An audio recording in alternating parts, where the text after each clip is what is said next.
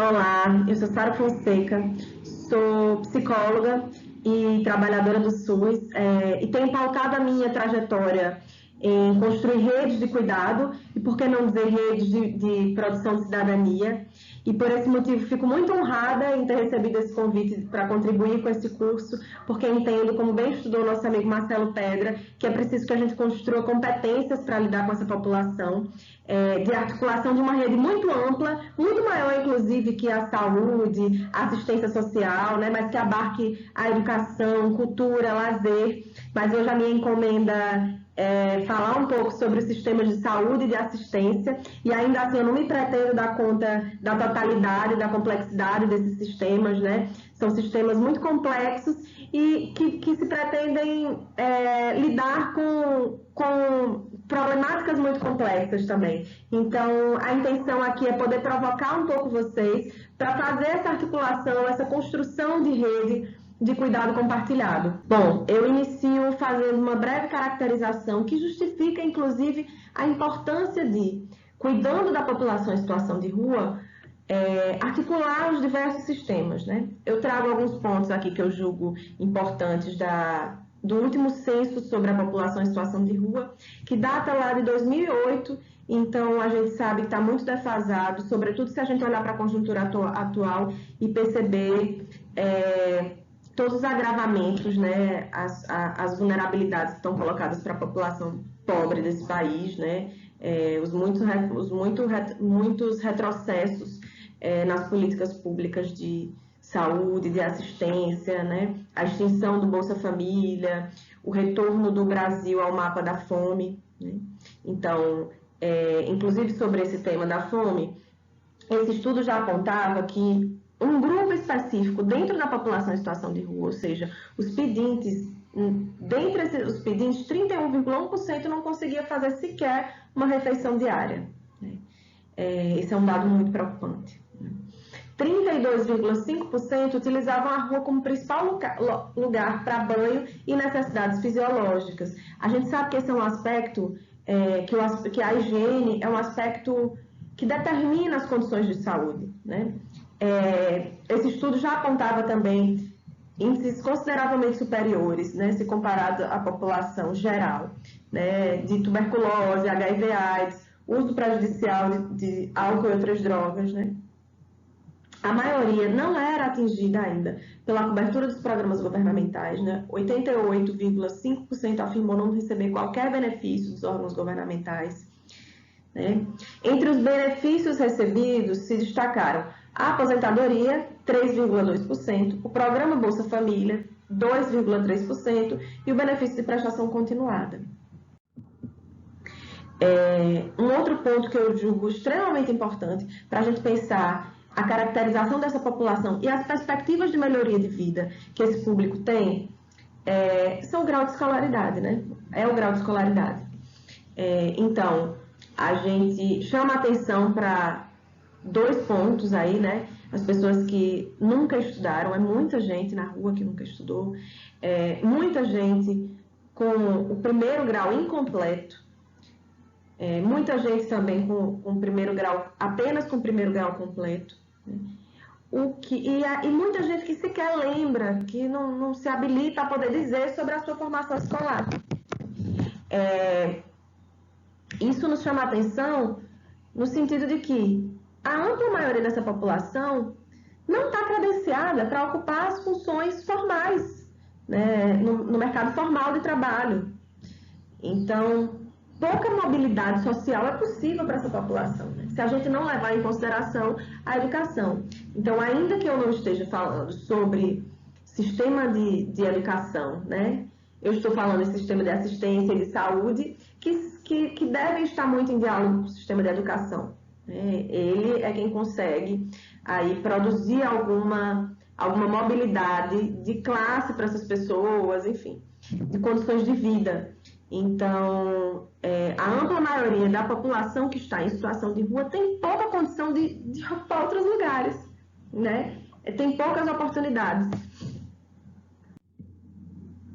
Então, sobre esses aspectos que eu trouxe, né, que produzem determinações sociais, né, que que incidem diretamente sobre a condição de saúde e de vida de uma população, a OMS, em conferência sobre determinantes sociais, defendeu que os governos se responsabilizem pela criação de redes intersetoriais que possam fazer frente às diversas desigualdades e que se disponibilizem a trabalhar pela saúde dos sujeitos que não possam custear o próprio cuidado, desenvolvendo estratégias compatíveis com as características desse público.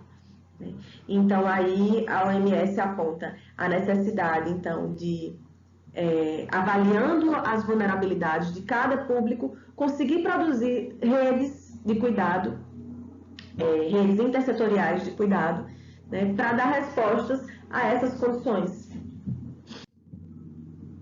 Aqui no Brasil, a gente tem uma política, né, voltada especificamente para a população em situação de rua. A gente tem uma política de 2009 que aponta esse público como um público prioritário. Essa política institui algumas diretrizes importantes para entender as necessidades específicas das pessoas em situação de rua, como trabalho, desenvolvimento urbano, assistência social, educação, segurança alimentar e nutricional, cultura e saúde. E em cada setor desses, a política vai apontando um pouco, né, como é que se deve manejar o cuidado, né, o acesso dessa população. Né? Então, por exemplo, na saúde, a gente entende que essa população é prioritária, então não deve esperar tanto para ser atendida, né? Deve se levar em consideração, por exemplo, nos serviços de saúde, que tratamentos que, por exemplo, para a população de modo geral, serão ambulatoriais, para a população em situação de rua não sejam, porque a rua não é um lugar para que viabiliza determinados acompanhamentos. Então, que essas determinações sociais possam ser levadas em consideração no manejo dos quadros clínicos, né? Para assistência, da mesma forma, eu vou falar um pouco mais à frente, né? Existem estratégias específicas para lidar com essa população, que vão orientando um pouco essas redes, né? Então, o Sistema Único de Saúde data de 88, né? E eu dou ênfase aqui a proposição da construção de redes de atenção à saúde. Né? A gente tem algumas redes de urgência e emergência, rede de atenção psicossocial, enfim, uma série de redes que articulam os diversos dispositivos que compõem o Sistema Único de Saúde para pensar um cuidado integral à população, né? Não fazer apenas atendimentos pontuais e ambulatoriais, né? Ainda que existam ambulatórios, mas fazer um cuidado que seja continuado e que seja que se dê a partir do compartilhamento do caso pelos diversos dispositivos, né? Bom, então, a gente tem as unidades básicas de saúde, que são amplamente conhecidas como os postinhos, em alguns lugares, né, aqui no Rio de Janeiro, por exemplo, como Clínica da Família. E essas unidades, elas têm uma relação intrinsecamente ligada com o território, né? Pensam promoção, prevenção à saúde, né? Tratamento também, e articulam a rede, né? Devem ser a porta prioritária de entrada de qualquer pessoa ao Sistema Único de Saúde, ainda que essas pessoas possam acessar o Sistema Único de Saúde pelos diversos dispositivos, né? De acordo com a demanda que elas apresentam. Eu destaco aqui o consultório na rua, né? Que é um serviço criado em 2011, tentando dar respostas a uma desassistência histórica, né? Uma dívida histórica que a gente tinha com essa população, que a gente tem com essa população, né? A população em situação de rua. O consultório na rua está também vinculado à atenção básica, é um serviço que também é porta de entrada preferencial, né? E leva em consideração as características específicas desse público, da população em situação de rua. Então, oferta as mesmas possibilidades que as unidades básicas de saúde, mas com expertise produzida ali no trânsito pela rua, né? Então, o consultório na rua precisa ter, por exemplo, um transporte, né, que faça os atendimentos em loco, né? Mas o consultório na rua não exime a unidade básica de saúde de sua responsabilidade sobre a população que está ali naquele território, né? Mas levando em consideração que há uma complexidade adicional a população em situação de rua, então o consultório na rua é implantado também com o objetivo de articular a rede de cuidados para essa população, sabendo que há muitas dificuldades de acesso, né, para esse público. Então, desde o fato de que boa parte dessa população é negra, né, e a gente vive num país estruturalmente racista, né, que ainda precisa se haver com a sua dívida com a população negra, né, que ainda recolhe os efeitos de ter sido sequestrada e escravizada, né, nesse país. Então, tem muita dificuldade de acesso por esse motivo, né, por não conseguir se higienizar adequadamente. Então, a presença dessas pessoas muitas vezes é incômoda, né? Tive um pequeno problema aqui, bom, mas vamos continuar. Então, essa população que tem dificuldade de acessar os serviços, né? A unidade básica de saúde, né? Muitas vezes está mal cheirosa, não está vestida adequadamente, ou por ter uma formação educacional formal frágil, né? A ponto de se comunicar de uma forma diferente da forma com que os trabalhadores que estão ali conseguem se comunicar, né? Então, essas pessoas encontram dificuldades, e pela própria lógica da vida mesmo, né? Que muitas vezes o dia começa mais tarde, porque a noite também não deu, né, para dormir o suficiente, a noite é um momento de vigília. Então, tem uma série de características ali que precisam ser observadas pelo consultório na rua, né? E que o consultório na rua, completando seus 10 anos, e aí vale também, né, observar as produções que estão sendo feitas sobre isso, né? O Marcelo Pedra também fala sobre isso, sobre essa avaliação, como o consultório na rua tem sido bem sucedido na produção do acesso, né, dessa população e na construção de uma expertise para o trabalho mesmo, específica para lidar com essa população, né? Então, a gente conta ainda na rede com os centros de atenção psicossocial, né, que são serviços voltados para pessoas em sofrimento mental de moderado a grave, né? E essa avaliação é uma avaliação que concerne muito mais a uma avaliação mais ampla, né, de vulnerabilidade social, né, em diálogo com o sofrimento mental, do que necessariamente ao diagnóstico, né? Então, os centros de atenção psicossocial fazem atendimentos individuais, coletivos, oficinas, visitas domiciliares, atividades na rua, enfim, articulação com a rede, atendimentos familiares, né? Uma série de ações voltadas para dar conta das situações de vulnerabilidade, né? Acolhimento à crise, né? Então, nesse aspecto, a gente tem os CAPs 2, que funcionam em horário comercial, e os CAPs 3, que funcionam nas 24 horas e dispõem dos leitos de acolhimento à crise.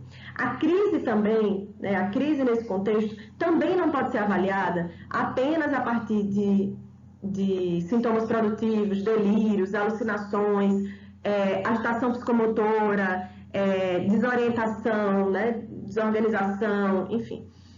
Essa crise também deve ser entendida na relação com os outros, né, na produção de cuidado, na capacidade da produção de cuidado que cada sujeito tem com a vida, com a própria vida, né?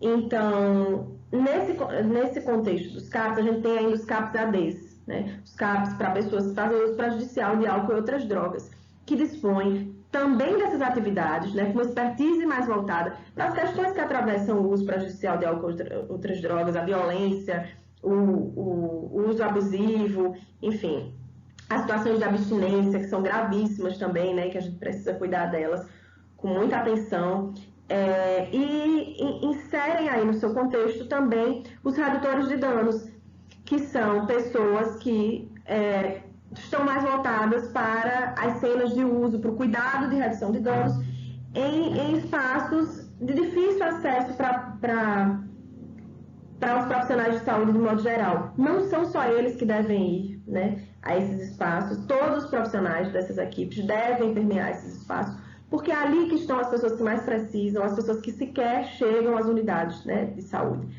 E a gente tem ainda os CAPs infanto-juvenis, que cuidam dessa população em sofrimento mental grave, que pode fazer uso ou não de drogas, né, de álcool e outras drogas.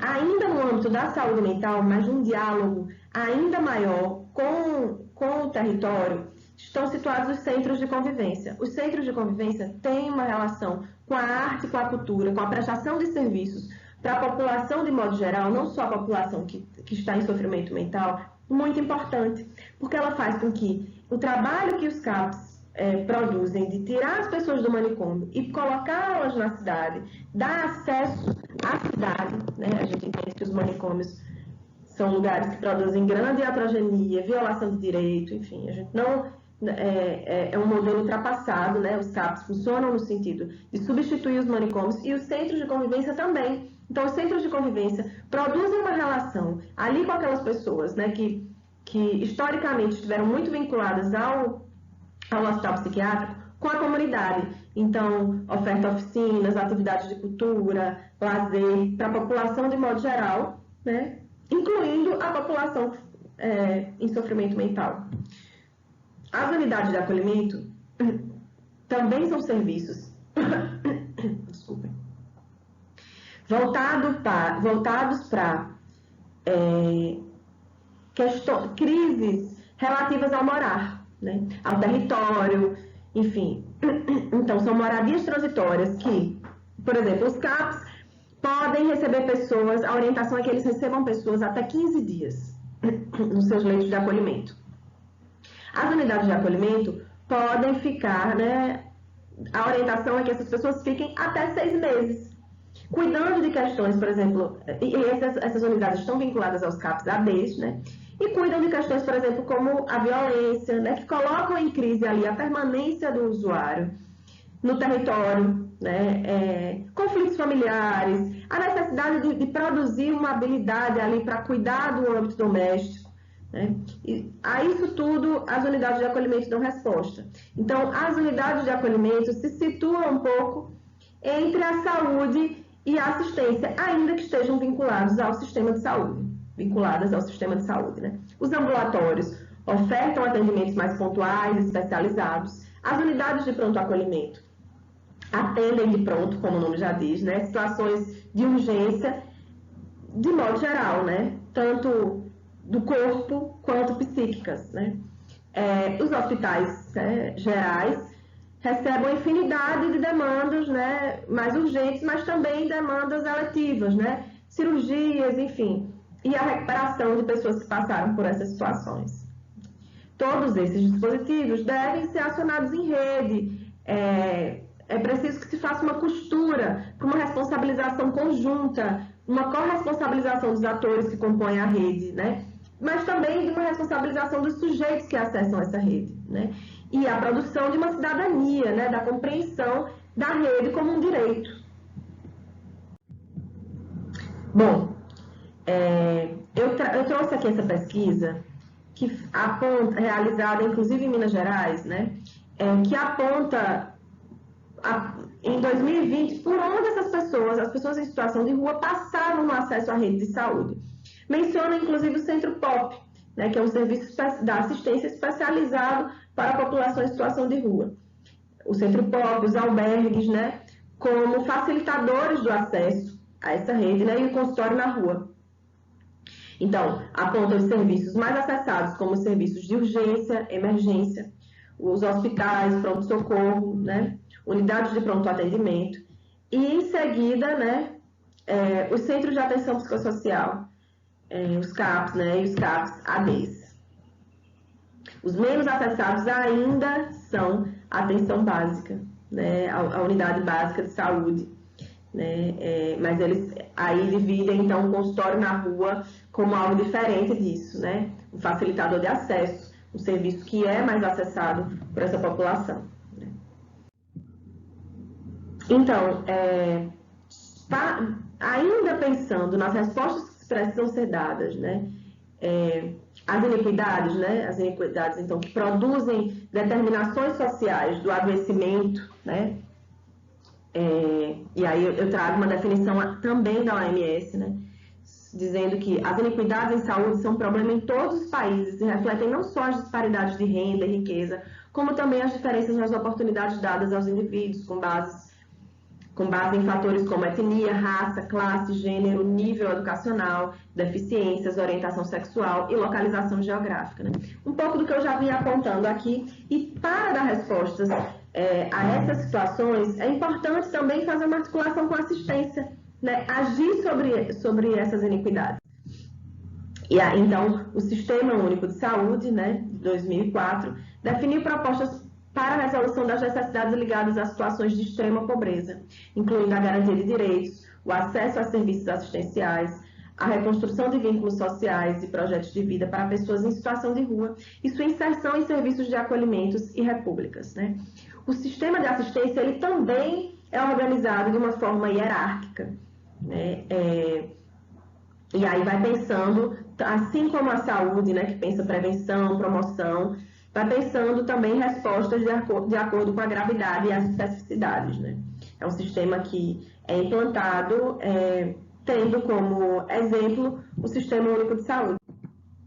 Então, eu trouxe alguns serviços aqui, né, orientados por essa perspectiva, por exemplo, os Centros de Referência em Assistência Social, que, então, atuam sobre a prevenção, né, estão na proteção básica e atuam sobre a prevenção, a inclusão de grupos numa lógica de convivência, né, evitando, então, que esses grupos estejam cada vez mais isolados, né, e a produção de redes mais frágeis de cuidado, né? Então, os Centros de Referência em Assistência Social, os CRAs, são a porta de entrada também da assistência, né?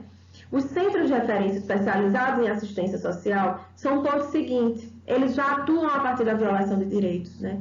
E pensam, então, nos programas, né, nos quais as pessoas podem ser incluídas, nas políticas, né, que devem ser acessadas de acordo com determinadas violações, né? Que sejam violência sexual, que seja a própria situação de rua. Os centros de referência já têm equipes de ir até as ruas, né, para acessar esse público e produzir direito, né, produzir acesso, fazer com que essas pessoas, então, acessem os benefícios que elas precisam, né, para melhorar suas condições de vida.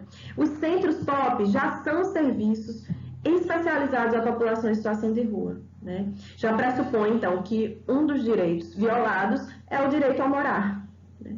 Então, os centros POP desenvolvem atividades também coletivas, como os demais serviços que eu citei aqui, mas mais voltados para a população em situação de rua. É muito comum que a população em situação de rua vá aos centros POP se alimentar, tomar banho, cuidar da higiene. São uma grande referência nesse sentido e são também dispositivos importantes no acionamento à rede de saúde, né? Todos esses dispositivos entendem a família como o principal ator na rede de cuidados, né? Então, tendem a acioná-las, a dar suporte às questões do morar. E, em último caso, inserir essas pessoas nas unidades de acolhimento da assistência, que são as unidades de reinserção social, né? Que são os níveis de maior complexidade, porque operam uma suspensão territorial que é muito difícil, né? Assim, morar em espaços coletivos é muito difícil, mas muitas vezes é a única saída.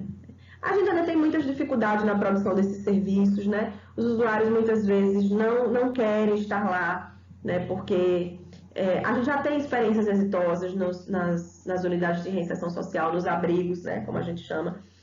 Mas ainda precisamos avançar muito, né, nessa política. Aqui, nesse ponto, a gente tem os abrigos infanto-juvenis, as unidades de reinserção social infanto-juvenis, né, e as várias outras mais especializadas, né, as voltadas também para os idosos, enfim. Saber como acessar essas unidades é um ponto sensível, né, do cuidado que a gente precisa disparar.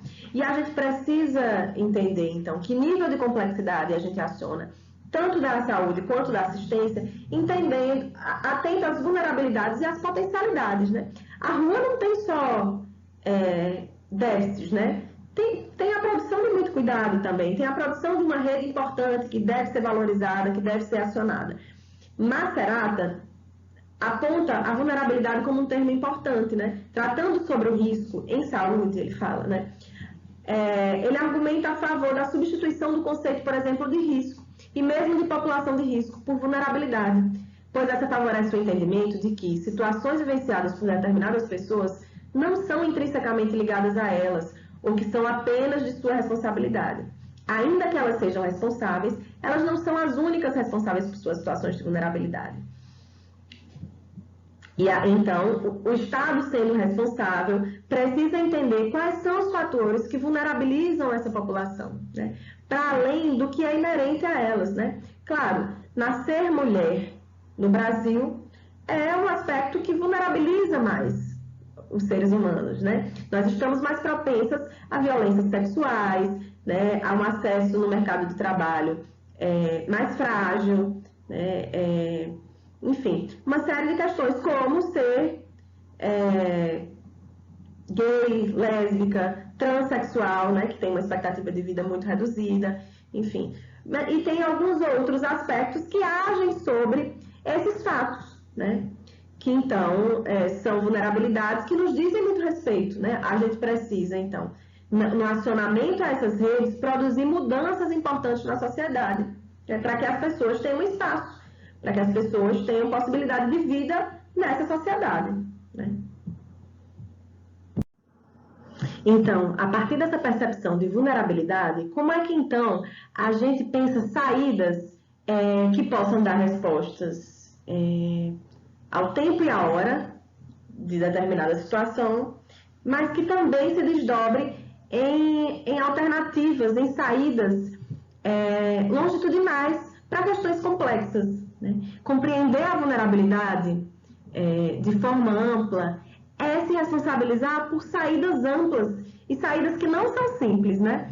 Como é que a gente pensa essas saídas? Um instrumento interessante utilizado pela saúde é o PTS, Projeto Terapêutico Singular. Na assistência, a gente tem algo semelhante, né? Que é um plano individual, né? E esse instrumento se dá a partir do exercício de uma clínica ampliada, que pressupõe a utilização de dispositivos, né, como o projeto terapêutico singular, de maneira a deslocar-se do sistema e da doença para o sofrimento e o contexto em que esses aparecem. Então, o PTS nos chama a responsabilidade de agir sobre a realidade, né, não só sobre o indivíduo, mas sobre o contexto, sobre a sociedade. Não é simples, né? Desde ofertar um cuidado para um curativo, até disputar uma certa consciência de que precisa haver lugar na sociedade para todas as pessoas, né? É necessário se produzir cidadania para todos os indivíduos. Essa é uma compreensão que precisa ser ampliada, mas é também uma habilidade. Então, produzir acesso, produzir cidadania é produzir, sem dúvida, educação também, né? O PTS pode ser definido como uma estratégia de cuidado que articula um conjunto de ações resultantes da discussão e da construção coletiva de uma equipe multidisciplinar e leva em conta as necessidades, as expectativas, as crenças e o contexto social da pessoa e do coletivo para o qual está dirigido. Então, ainda que eu avalie que determinada saída é mais interessante para essa pessoa, não há possibilidade de construir um PTS que não faça parte das expectativas, que não compreenda as expectativas de vida daquele sujeito. Até porque ele é o principal ator. Então, se o PTS não conta com a participação do sujeito, do principal sujeito que está envolvido, ele não faz sentido, né? Ele não subverte a lógica de superioridade dos profissionais de saúde, de assistência, de educação. Então, o que é preciso levar em consideração na produção de um PTS? Que a rua produz possibilidades também. Ela não está apenas no lugar de falta, de violação de direito. Ela produz possibilidades, então ela constrói uma rede de sociabilidade que é muito importante. Que a gente vai precisar acionar, por exemplo, para o cuidado da pessoa, para entender os valores que estão colocados naquele grupo, naquele contexto. muitas vezes para que seja possível administrar uma medicação ou para que as pessoas possam sinalizar um certo risco, né? Sinalizar uma certa vulnerabilidade daquele sujeito, né? Olha, ele não está bem hoje ele acordou, geralmente ele acorda assim, hoje ele acordou diferente, ou essa noite ele não dormiu, ou eu consigo compartilhar comida com ele em determinado horário antes de ele fazer tal medicação, ou conseguir um lugar para tomar banho, para que ele possa passar por uma entrevista, ou ir à escola, enfim. Acho que a gente não pode deixar de levar em consideração nesse momento, nesse contexto, né, pandêmico. A gente aprendeu a levar em consideração, por exemplo, aglomeração, né? Antes disso, na rua já era importante observar espaços fechados, né, uma população muito exposta à tuberculose. Então, observar fisicamente determinados locais, mas também o trânsito de pessoas, o agrupamento, isso é muito importante na rua. A rede de suporte, quem é a família, quem são os amigos, quais são os serviços que essa pessoa acessa, isso é extremamente importante de ser observado. O sofrimento mental, por si só já vulnerabiliza, mas muitas vezes vulnerabiliza em outros contextos, né? Como é que ele se apresenta? Ele se apresenta com violência, ele se apresenta com isolamento, ele se apresenta com autolesão, ele se apresenta com uso de droga. Como é que é esse uso de droga, né? Como é que se dá esse uso de droga? Em que lugar está esse uso de droga? É num lugar, na vida desse sujeito, né? Num lugar de recreação, num lugar de manter o sujeito acordado para poder acompanhar o trânsito ali da rua, né? Se proteger e proteger os seus. É num lugar de produzir coragem para determinadas coisas, né? Para dar respostas, por exemplo, à violência, né? A violência é um aspecto muito importante da vulnerabilidade e ao qual é preciso dar respostas também, né? Que contexto é esse? É um contexto de tráfico? É um contexto que tem milícia? É um contexto de certa segurança, né? Onde se possa dormir melhor? É um contexto de conflitos? É um lugar onde se encontra um determinado familiar, né, que pode ser violento. Enfim, muitas pessoas estão na rua porque encontraram muita violência em casa. Doenças crônicas. A gente tem muita dificuldade de acompanhar as doenças crônicas e elas estão colocadas para a população de modo geral, por que não para a população em situação de rua? Então, esse acompanhamento é importante, o acompanhamento de doenças crônicas muitas vezes é um mote para o acompanhamento em saúde, para que essas pessoas possam acessar os serviços de saúde e construir uma relação de vinculação importante que produza mais cidadania. As condições de higiene, como eu tinha falado no começo, se a gente consegue acesso a condições mínimas de higiene, a gente tem uma perspectiva de melhoria de vida. O acesso a políticas públicas, né, isso deve ser interrogado de pronto, né? Que tipo de política pública essa pessoa acessa? Onde é que o Estado entra na vida dela e dá respostas para a vida dela, né? Apenas a partir da polícia? Ou essa pessoa acessa algum benefício, enfim, tem trabalhado no sentido de ser inserida no mercado de trabalho junto aos serviços de assistência, alimentação. É super importante que as pessoas consigam mapear espaços onde elas possam se alimentar, né? Sem alimentação não há vida, enfim. Então, alimentação, quando a gente mapeia, por exemplo, os lugares onde essa pessoa se alimenta, a gente consegue mapear o trânsito que ela faz, né? Então, acessá-la com mais facilidade. Enfim, então, pensar um PTS é pensar esses pontos que são super importantes, em quais lugares eles estão dentro das prioridades que aquele sujeito estabelece para a vida dele, né? E como eles podem dialogar entre si, né? Muitas vezes é importante, então, que essa pessoa consiga fazer o uso das drogas que ela utiliza, né? E às vezes ela não está disposta a parar ou reduzir, mas que ela consiga desenvolver uma engenharia que faça com que ela faça uso de droga num momento outro, né, num momento diferente, por exemplo, do momento em que a igreja chega lá para distribuir comida, porque senão ela não vai conseguir comer, e aí ela vai fazer um uso estando ainda mais vulnerável, né, menos alimentada, né, o uso de droga, enfim. Então, como costurar esses aspectos que são extremamente importantes na vida de qualquer pessoa para a população em situação de rua? Isso faz parte de acordos, né? Então, articular a rede no sentido de dar suporte para que esses aspectos se potencializem é o objetivo, então, da gente construir um PTS, né? E vice-versa. Então, aqui eu apresento um pouco dos aspectos que acho que são importantes e que são norteadores para uma articulação de rede que produzem, então, lugar para o máximo de pessoas nessa sociedade, né? Claro, não nos eximindo da responsabilidade de transformá-la também, para que ela, então, tenha lugar para a população em situação de rua, se assim essa população se mantiver, né, na rua. Mas, de fato, o direito à moradia também é um direito que a gente precisa reivindicar. Então, essa é um pouco da contribuição que eu me propus a dar. Espero que vocês tenham se sentido provocados a buscar mais, né, entender melhor esse contexto e como é que a gente, nos dispositivos que a gente ocupa, sejam de lazer, de arte, de cultura, de educação, de assistência, de saúde, a gente pode produzir, então, cuidado, acesso, cidadania, direito para essa população. Obrigada.